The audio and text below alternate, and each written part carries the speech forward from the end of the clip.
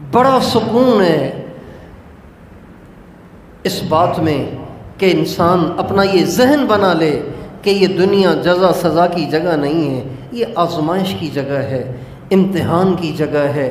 یہاں ایسے ایسے ظلم، ایسی ایسی زیادتیاں ہوئی ہیں کہ ہم اور آپ دنیا میں اس کا تصور نہیں کر سکتے، لیکن وہ مظلوم ظلم جھیل جھیل کے دنیا سے چلے گئے اور جنت میں اعلیٰ مقام پا گئے، اور وہ جو ظالم تھے وہ پکڑے گئے۔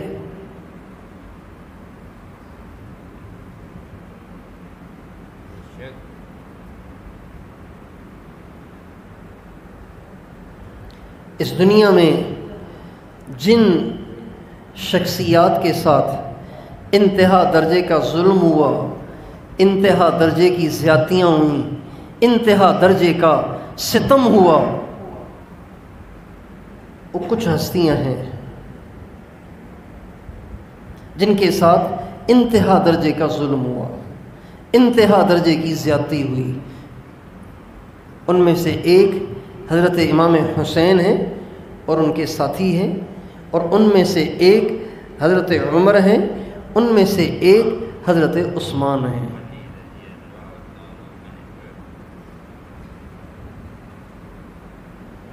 اس لیے ان کو امام مظلوم کہا جاتا ہے، امام مظلوم۔ جیسے امام حسین امام مظلوم ہے نا، ایسے ہی حضرت عثمان بھی امام مظلوم ہیں۔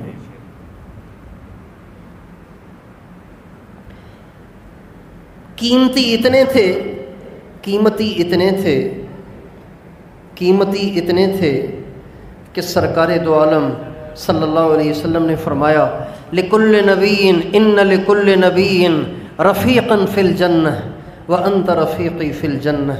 عثمان، جنت میں ہر نبی کا ایک دوست ہوگا، جنت میں میرا دوست تو ہوگا۔ کوئی کسی کا لنگوٹی یار ہوتا ہے نا، ہر وقت ساتھ ساتھ ہوتا ہے، تو آپ نے فرمایا عثمان، ہر نبی کا جنت میں ایک ساتھ رہنے والا ہوگا، ایک ساتھی ہوگا، ایک دوست ہوگا، جنت میں میرا ساتھی اور دوست تو ہوگا۔ اتنے قیمتی تھے۔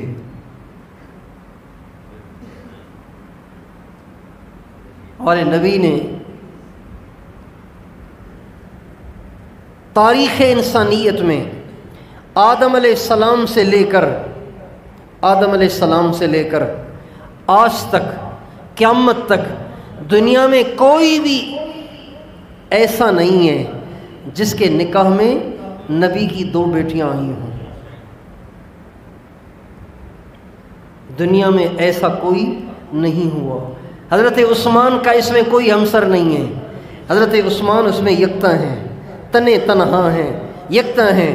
یہ واحد وہ شخصیت ہیں کہ ان کے نکاح میں ایک نبی کی 2 بیٹیاں ہیں، حضرت رقیہ، حضرت ام کلثوم رضی اللہ تعالی عنہما۔ یہ دونوں ابو لہب کے 2 بیٹوں کے نکاح میں تھیں۔ جب تبت یدا ابی لہب و تب صورت نازل ہوئی، ابو لہب نے اپنے بیٹوں کو دھمکی دی، اگر تم نے محمد کی بیٹیوں کو طلاق نہ دی تو میرے گھر سے نکل جاؤ۔ چنانچہ دونوں نے ہمارے نبی کی دونوں بیٹیوں کو طلاق دے دی۔ ابھی صرف نکاح ہوا تھا، رخصتی نہیں ہوئی تھی۔ عتبہ اور عتیبہ نے تو بڑی بدتمیزی کی، ہمارے نبی نے اس کو بد دعا دی، وہ بد دعا ہمارے نبی کی اس کو لگ گئی اور ایک شیر نے اس کو ایک لقمہ بنا دیا۔ حضرت رقیہ، حضرت ام کلثوم رضی اللہ تعالی عنہما، حضرت عثمان اسلام لائے، حضرت عثمان ہمارے نبی سے عمر میں 6 سال چھوٹے تھے، ہمارے نبی سے عمر میں 6 سال چھوٹے تھے، اور شروع سے ہی بڑے نفیس حسین ترین آدمی تھے، خوبصورت ترین آدمی تھے اور بڑے مالدار تھے۔ آپ علیہ الصلوۃ والسلام نے ان سے اپنی بیٹی حضرت رقیہ کا نکاح کر لیا، لیکن جب اسلام لائے تو چچا دشمن ہو گیا، بہت ان کو اذیتیں دیں، یہاں تک کہ حضرت عثمان تنگ آ کر مکے کو چھوڑ کر اپنی اہلیہ حضرت رقیہ بنت رسول اللہ صلی اللہ علیہ وسلم کو لے کے حبشہ کی طرف چلے گئے۔ جب حبشہ کی طرف گئے تو آپ علیہ السلام نے فرمایا عثمان پہلا شخص ہے، عثمان پہلا شخص ہے جس نے اپنے اہل و عیال کے ساتھ اپنے وطن کو اللہ کی وجہ سے چھوڑا، حضرت ابراہیم اور حضرت لوط علیہ السلام کے بعد۔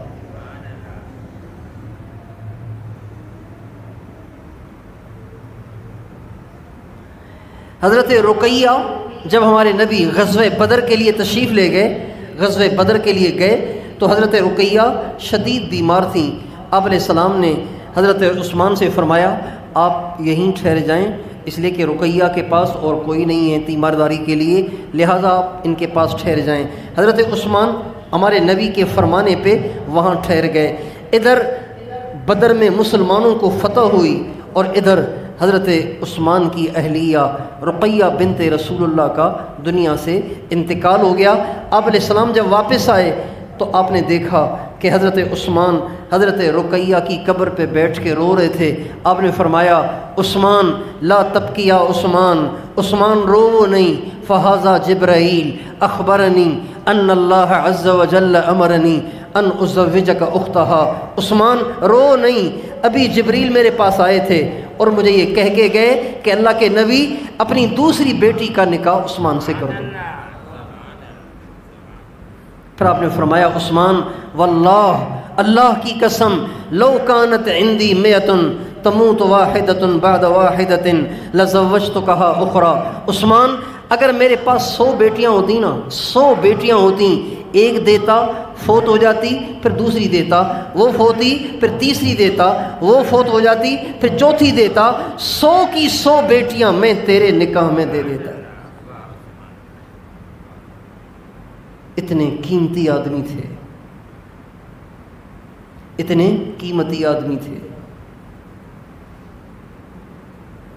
اتنے حضور کے قریب تھے۔ ایک دفعہ آپ علیہ السلام بیٹھے ہوئے تھے، حضرت ابوبکر صدیق آئے، آپ دیکھیں مجھے دیکھیں، آپ یوں بیٹھے ہوئے تھے، آپ دیکھ رہے ہیں یہ میں نے اپنے کرتے کو اپنی ران سے ہٹا دیا ہے، اب صرف شلوار کا کپڑا ہے، کرتا ہٹا ہوا ہے، آپ ایسے بیٹھے ہوئے تھے۔ حضرت ابوبکر آئے، آپ ایسے ہی بیٹھے رہے، حضرت عمر آئے، آپ ایسے ہی بیٹھے رہے، حضرت عثمان آئے تو آپ ایک دم یوں ہو کے بیٹھ گئے، آپ نے اپنے کرتے کو اپنی ران پہ ڈال دیا۔ تو صحابہ نے کہا یا رسول اللہ، ابوبکر آئے تو آپ نے ہیئت نہ بدلی، عمر آئے آپ نے ہیئت نہ بدلی، عثمان کے آنے سے ایک دم آپ ٹھیک ہو کے بیٹھ گئے، اس کی کیا وجہ ہے؟ آپ نے فرمایا الا استحی من رجل تستحی منہ الملائکہ، کیا میں اس شخص سے حیا نہ کروں کہ فرشتے بھی جس سے حیا کرتے ہیں۔ کتنے قیمتی آدمی ہیں یہ، حضرت عثمان کی قیمت عرض کر رہا ہوں، کتنے قیمتی آدمی ہیں، کتنے بڑے آدمی ہیں۔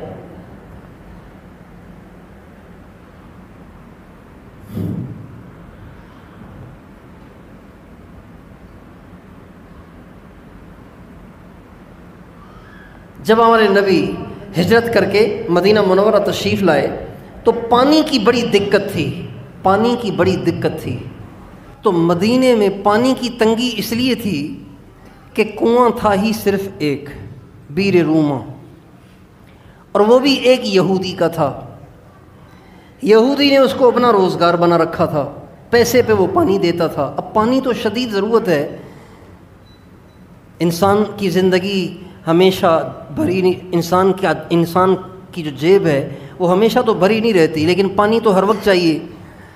تو اس یہودی نے اس کو اپنا روزگار بنایا ہوا تھا۔ اب مسلمانوں کو بڑی دقت ہوتی تھی، پریشانی ہوتی تھی، چونکہ مہاجرین جو آئے تھے وہ اپنا سارا مال چھوڑ آئے، پراپرٹیاں چھوڑ آئے، گھر بار چھوڑ آئے، کاروبار چھوڑ آئے، ان کے ہاتھ میں تو کچھ بھی نہیں تھا، تو پانی کی بڑی دشواری تھی۔ حضرت عثمان رضی اللہ عنہ نے اس یہودی سے بات کی تو اس نے اس کو کہا کہ تم اس کو بیچ دو، میں تم سے خریدتا ہوں۔ اس نے مانگی، رقم مانگی، اور وہ بھی آدھے کنویں کی، کا آدھا کنواں بیچوں گا، آدھا نہیں، آدھا میرے پاس رہے گا، آدھا آپ کے پاس رہے گا، یعنی ایک دن آپ پانی بھریں گے، ایک دن میری مرضی ہوگی میں اس کا پانی بیچوں گا۔ چنانچہ 10,000 درہم میں حضرت عثمان نے وہ آدھا کنواں خریدا، اور 10,000 درہم میں خرید کے اسے مسلمانوں کے لیے وقف کر دیا۔ چنانچہ سارے مدینے کے لوگ حضرت عثمان والے دن میں اتنا پانی بھر لیتے تھے کہ 2 دن چل جاتا تھا۔ یہودی کا کاروبار ختم ہو گیا۔ جب یہودی نے دیکھا کہ اب کوئی گاہک آ ہی نہیں رہا تو دوسرے حصے کو بھی اس نے 8,000 یا 7,000 درہم میں حضرت عثمان کے ہاتھ بیچا۔ حضرت عثمان نے دوسرا آدھا بھی خرید کے سارے مسلمانوں کے لیے وقف کر دیا۔ سارا مدینہ حضرت عثمان کی برکت سے پانی پیتا تھا، حضرت عثمان کے صدقے سے پانی پیتا تھا۔ آپ علیہ السلام اتنے خوش ہوئے کہ آپ علیہ السلام نے حضرت عثمان کو جنت کی بشارت دی، بلکہ آپ نے پہلے فرمایا تھا جو اس کنویں کو خریدے گا مسلمانوں کے لیے اس کے لیے جنت کی بشارت ہے۔ پھر ہمارے نبی کے انتقال سے کچھ عرصہ پہلے ہمارے نبی نے روم پہ حملے کے لیے لشکر بنایا۔ 30,000 آدمیوں کا لشکر بنا، 30,000 آدمیوں کا۔ گرمی اتنی شدید تھی، اتنی شدید گرمی تھی کہ ناقابل برداشت تھی۔ آپ علیہ السلام نے مسلمانوں کو اللہ کے راستے میں نکلنے کے لیے کہا تو منافقین کہنے لگے لا تنفروا فی الحر، اتنی شدید گرمی میں کہاں جاؤ گے، نہ نکلو۔ اللہ تعالیٰ نے فرمایا قل نار جہنم اشد حرا، اے میرے نبی ان سے کہو کہ جہنم کی گرمی اس سے بہت زیادہ سخت ہے، لہٰذا اس سے بچنا ہے تو یہاں نکلنا پڑے گا۔ سارے مسلمان نکلنے لگے۔ اب نکلنے تو لگے لیکن گھر میں تو کچھ ہے نہیں۔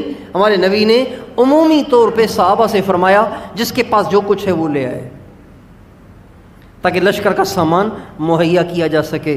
حضرت ابوبکر صدیق اپنی ساری ملکیت جمع کر کے، تھوڑی سی تھی وہ لا کے آپ علیہ السلام کے قدموں میں ڈال دی۔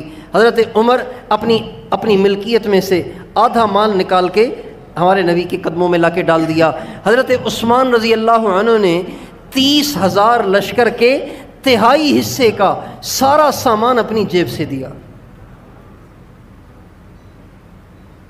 کتنے کروڑوں کا سامان بنے گا وہ،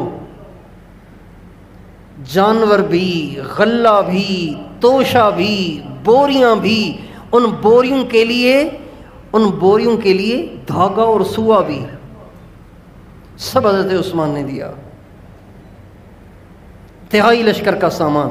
جب وہ سامان بہت سارا لے کر، بہت سارے پیسے لے کر ہمارے نبی کے پاس آئے، آپ علیہ السلام اسے ہاتھوں میں اٹھاتے تھے اور یوں ڈالتے تھے، پھر اٹھاتے تھے یوں ڈالتے تھے، اور آپ نے 2 دفعہ فرمایا ما ضر عثمان اللہ یعمل بعدہ، ما ضر عثمان اللہ یعمل بعدہ، عثمان آج کے بعد کوئی نیکی نہ کرے، اس کو کوئی نقصان نہیں، جنتی وہ ہو گیا ہے۔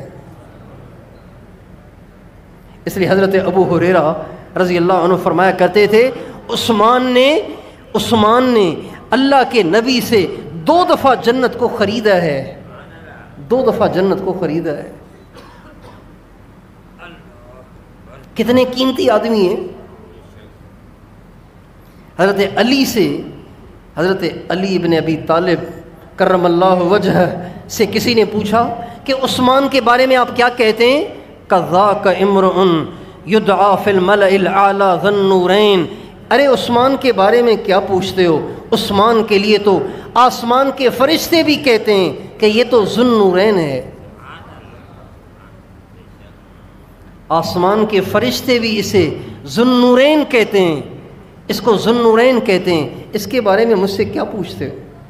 ذی النورین ان کو اس لیے کہتے ہیں اس لیے کہ ان کے نکاح میں ہمارے نبی کی 2 بیٹیاں ہیں، وہ ہمارے نبی کے دوہرے داماد ہیں، دوہرے داماد ہیں، 2 دفعہ داماد ہیں۔ اتنے قیمتی آدمی ہیں، لیکن شہادت اتنی مظلومانہ ہے، اتنی مظلومانہ ہے، اتنی مظلومانہ ہے کہ سخت سے سخت، پتھر سے پتھر دل بھی اگر اس واقعے کو سنتا ہے اور پڑھتا ہے تو بے اختیار رو پڑتا ہے۔ ایسی مظلومانہ ان کی شہادت ہے۔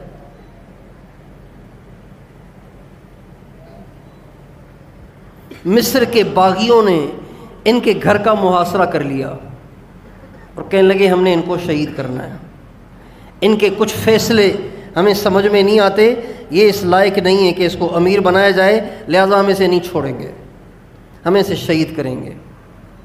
یہ ان کا مطالبہ تھا۔ تعداد بڑی تھی،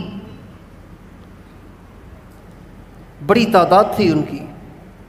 مدینے کے مسلمان یہ چاہتے تھے کہ ان سے لڑیں، ان سے مقابلہ کریں اور ان کو مار یہاں سے بھگائیں۔ حضرت عثمان کہتے تھے میرے جیتے جی میں نہیں چاہتا کہ مدینے میں لڑائی ہو، مسلمان کے مقابلے میں کھڑا ہو، میں یہ نہیں چاہتا۔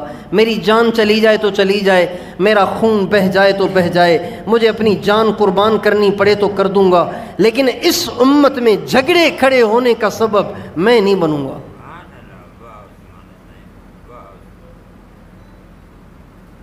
حضرت علی نے حضرت عثمان کو پیشکش کی کہ حضرت اگر آپ فرمائیں تو میں ان پہ چڑھائی کر لوں، یہ جتنے باغی آئے ہوئے ہیں جنہوں نے آپ کا پانی بھی بند کر رکھا ہے، آپ کے گھر کا محاصرہ کر رکھا ہے، اگر آپ کہیں تو میں مدد بلا لوں اور ہم ان سے لڑیں، ان سے مقابلہ کریں۔ فرمانے لگے علی تمہیں مجھ سے محبت ہے؟ کہا بس اگر تمہیں مجھ سے محبت ہے جو میں کہہ رہا ہوں وہ کرو۔ کیا؟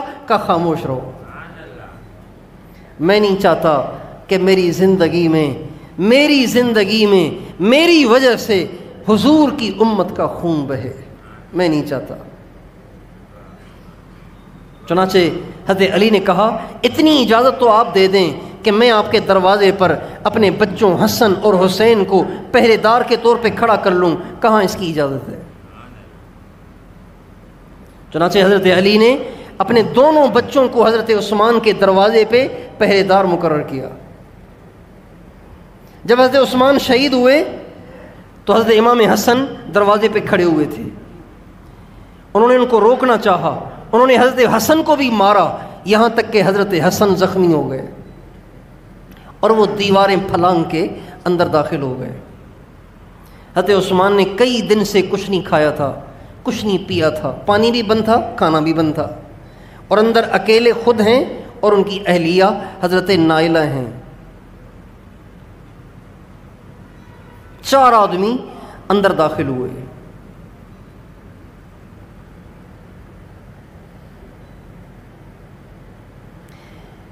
یہ صبح کا وقت ہے، جمعے کا دن ہے، صبح کا وقت ہے۔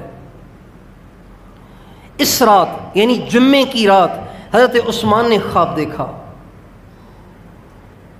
کیا دیکھا؟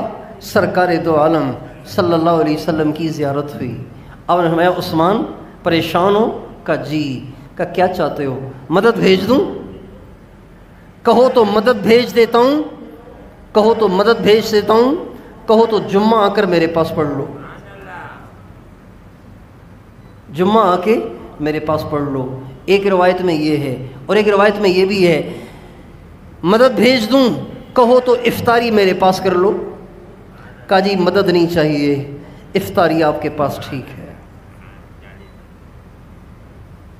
کہا بس پھر تیاری کرو۔ صبح کو اٹھے، غسل کیا اور وہ پاجامہ پہنا، وہ شلوار پہنی جو بالکل نئی تھی، اب سے پہلے انہوں نے اس پاجامے کو استعمال نہیں کیا تھا۔ نئے کپڑے پہن کے نہا دھو کے تیار ہو کے نماز پڑھی اور مصلی پہ بیٹھ گئے اور قرآن کھول کے بیٹھ گئے، قرآن پڑھ رہے تھے۔ 4 آدمی اندر گھسے، ایک کے ہاتھ میں لوہے کا راڈ تھا، زور سے اس نے آپ کے ماتھے پہ مارا، آپ ایک دم پہلو کے بل گرے۔ ایک اور نے ایک اور راڈ مارا جس سے خون کا فوارہ چھوٹا۔ تیسرا شخص آ کے آپ کے سینے پہ بیٹھ گیا اور اس نے نیزے کے 9 زخم کیے جس سے آپ کی روح پرواز کر گئی، اور جو خون کا فوارہ چھوٹا تو وہ خون کا فوارہ قرآن پاک کے اوپر جا کر گرا اور قرآن پاک کی ایک آیت پہ گرا، فَسَيَكْفِيكَهُمُ اللَّهُ وَهُوَ السَّمِيعُ الْعَلِيمُ۔ گھبراؤ نہیں، اللہ خود ان سے نمٹے گا، وہ سنتا بھی ہے جانتا بھی ہے۔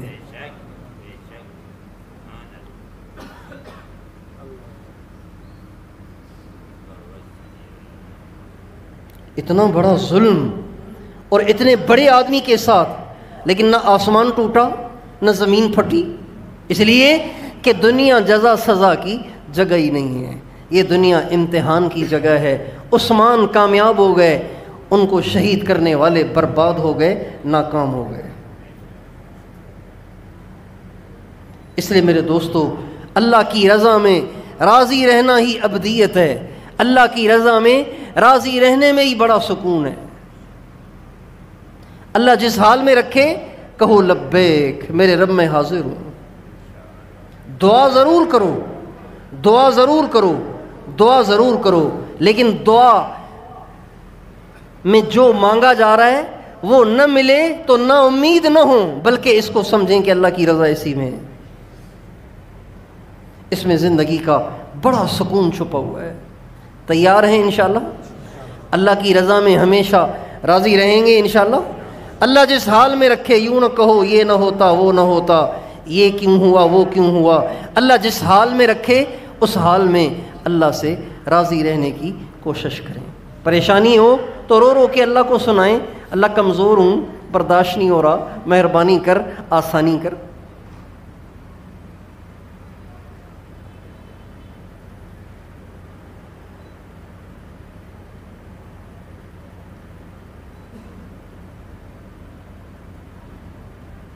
اللہ تعالی ہم سب کو اپنا سچا بندہ بننے کی توفیق عطا فرمائے۔